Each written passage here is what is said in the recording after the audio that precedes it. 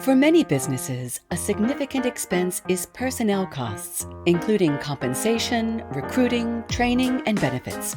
So it's important to get the most from our teams.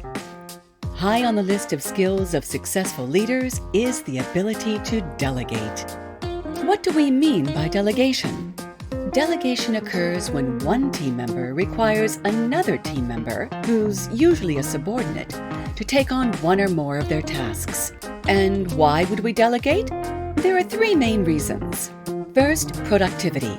The delegating team member is now free to take on other tasks, and presumably these are tasks which add more value to the business. This enables growth and efficiency. Second, skills.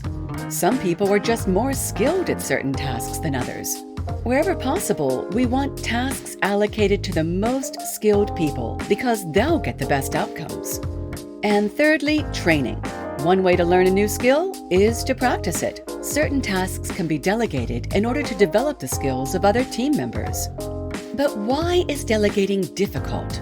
Well, delegating involves risk. Some people won't succeed at the tasks delegated to them. That causes frustration and can waste time. And this encourages the thought that, well, I may as well just do this by myself. It'll be quicker. Here are some best practices in delegation. 1. Explain why the task is important. Delegation is more likely to succeed where people understand and acknowledge the importance of the task. On the other hand, a feeling that the task is irrelevant or something that you just don't want to do will bring the wrong results. Explain who will benefit and how they will benefit. The more measurable the benefits, the better. 2. Play to the team members' strengths. Delegate to people who are likely to succeed with that task.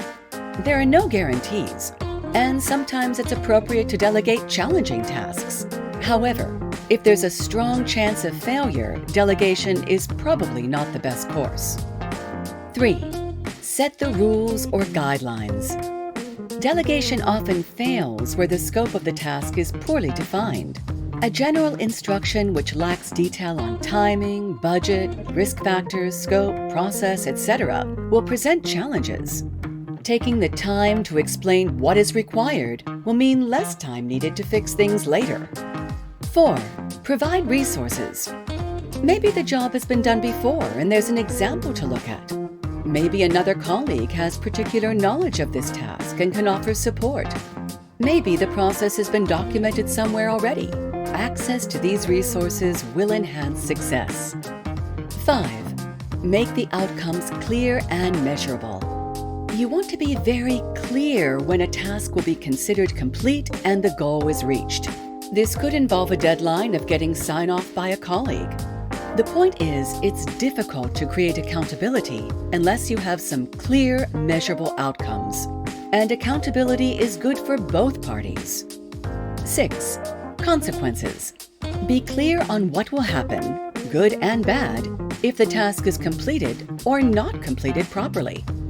You want your colleague to feel invested in the outcome. They should share in the success of the project, but also be responsible for any failure. This will lead to a more focused and diligent approach. 7. Put things in writing and follow up. This reduces the possibility of confusion and creates a record of your request. For repeatable tasks, you are also building a template which can be reused. 8. Trust. Everyone starts somewhere. Even the most accomplished people have failed at certain tasks previously. But somehow they learned, probably because someone entrusted a task to them.